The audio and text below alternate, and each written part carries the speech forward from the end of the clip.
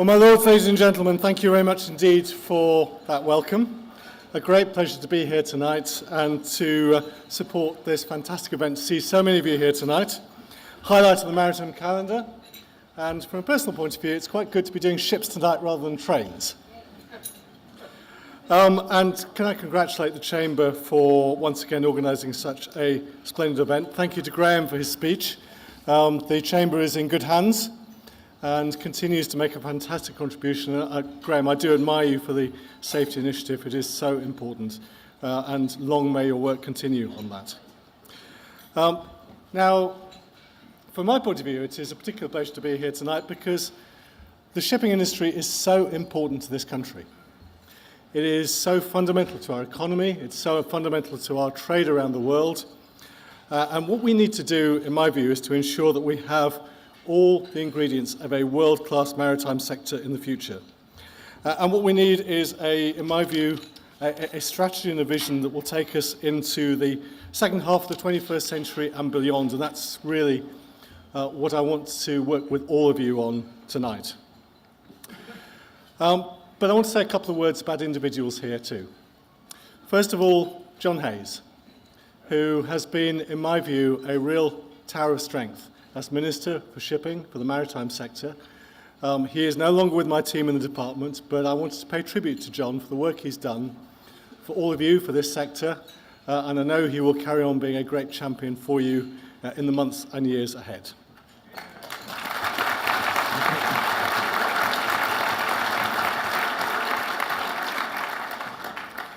I want to say some words also of congratulations to David Dingle and all those who were involved in London International Shipping Week last year. It was a fantastic event. People attending from all around the world, an extraordinary number of people participated. It was a triumph for London, a triumph for this sector, and a triumph for your industry. And David, I congratulate you for all you achieved.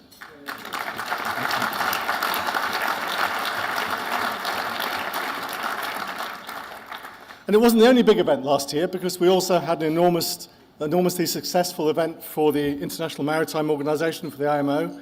And I pay tribute to all of the IMO team involved in organizing last November. You are a great credit to our country. It is a fantastic organization, and I'm proud that we host it in the UK.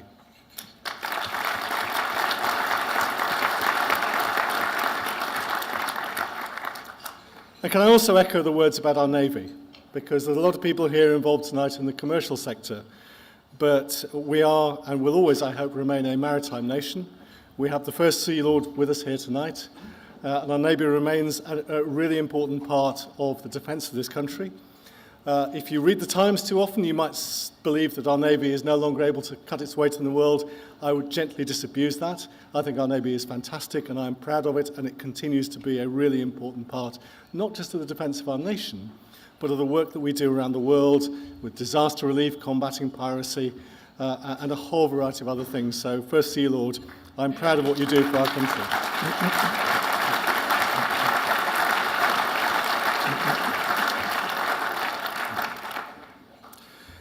And lastly, can I also say that I very much echo what the Duke of Cambridge said earlier. We have got a fantastic industry, but we can also all play a part in the vision he articulated. It cannot be right that so many magnificent parts of our natural wildlife system are endangered in the way they are. And I hope this whole industry will row in behind him in what he is trying to achieve. He is a great leader for a really important initiative, and I hope this industry can help him achieve his goals.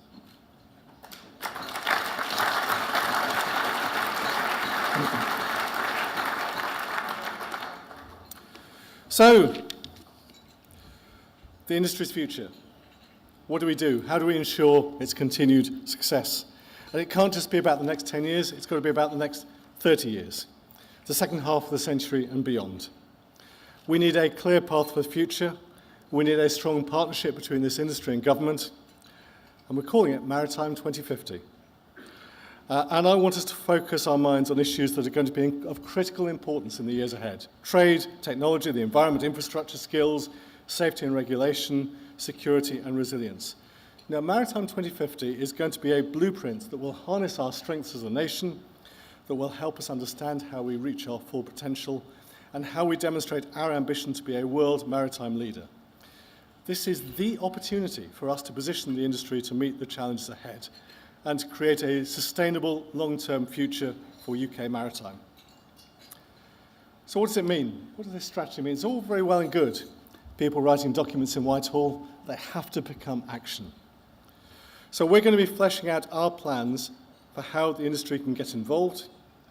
In the next few months, we're going to be working with all of you through existing industry bodies, through the partnerships we have with the individual businesses in the room, to ensure that we create the right opportunities for that partnership, we shape the right strategy for the future.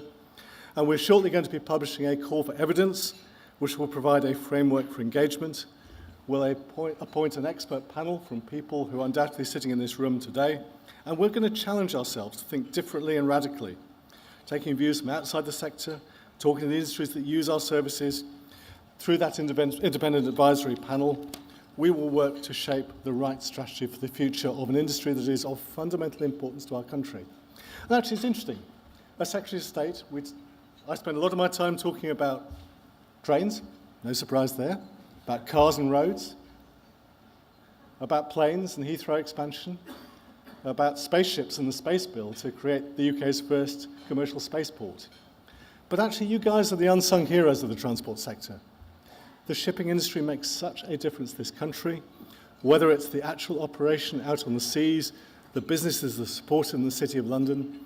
This industry is of fundamental importance to us, and I want it to succeed in the future, and I will do everything I can to make sure that it does.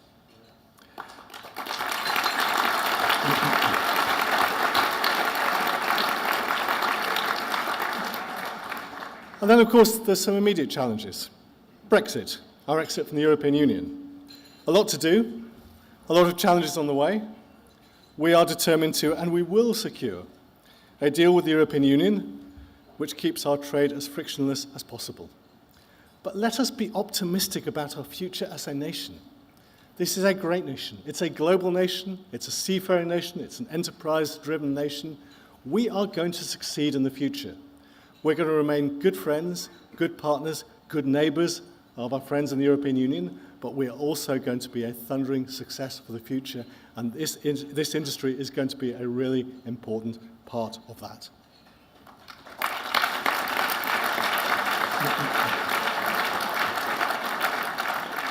And we're going to work to make sure also that you have the skills that we need to ensure the success of your industry.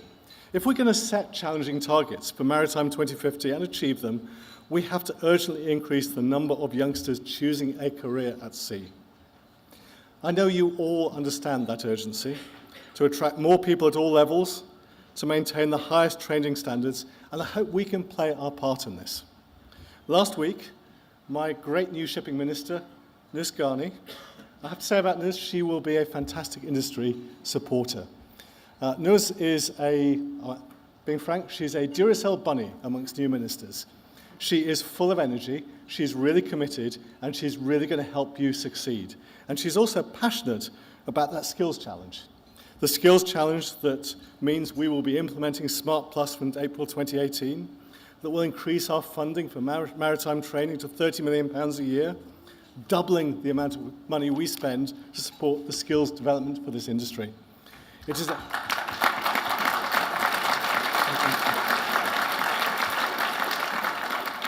It's a sign that I really care, and Nuz really cares about making sure we really develop those skills we need for the future, and that we are determined to make sure we have a first-class, world-rate shipping sector for that post-Brexit world.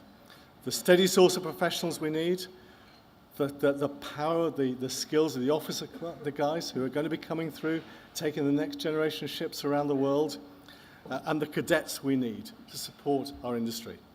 You know, we are going to really deliver on that. We're going to double the capacity of cadet intake. We're going to enable newly qualified officers to gain the sea experience required to progress to their second certificate of competency. And we're going to work together to really deliver the skills we need for the future. And we're also going to make sure we have that transformed environment. And not just environment for business, but environment for those ships out in the open seas, delivering a greener maritime sector. And that also is so important as a part of what the Chamber is doing for the future. We've got some big responsibilities internationally. We've got to meet emissions targets, and yet we've also got to make sure that flow of trade around the world continues. So we are currently in talks at the IMO to reduce the industry's greenhouse gas emissions. We will play a big part in that work. I want a solution that is both ambitious and pragmatic, but we also need to make sure that we do the right thing, the right balance between an industry we need to succeed and environmental challenges we need to meet. And I think we are well positioned to be a leading developer of the green technologies which will power a revolution in zero-emission vehicles in maritime. Great opportunity. Low-emission vehicles, we'll get to the point we have autonomous vehicles soon out on the open seas. This is a moment of technological revolution, and this country, the people in this room, the businesses in this room, you have the chance to be real pathfinders in this revolution. It's really exciting. You're going to succeed. We're going to succeed. It's a fantastic opportunity. And so what I'd like to do is leave you with a simple message. We've flourished in the past as a world-leading maritime nations. But of course, that doesn't guarantee our future success. We've got to create that success ourselves. It's in our hands to shape and progress the maritime market, to recruit and train a future maritime workforce, to develop and profit from a greener maritime industry, and to forge those new trading relationships with countries around the world. So let's look forward with confidence. This is a great industry. It's a great sector. You just had to look at what was achieved in London last year and will be achieved in London again in 2019, because this is a world-leading event and we must make sure it carries on like that. But you are part of a great British success story. Doesn't always hit the headlines, doesn't always get the visibility it deserves, but you should be proud, because our maritime sector is crucial to our country, it's crucial to our economy, it's world-beating, and you are world leaders. So my message really is please carry on the good work, because it's fantastic, it's an asset to our nation, and I hope tonight you will be very proud of what you've achieved and very proud of what you're going to achieve. Thank you.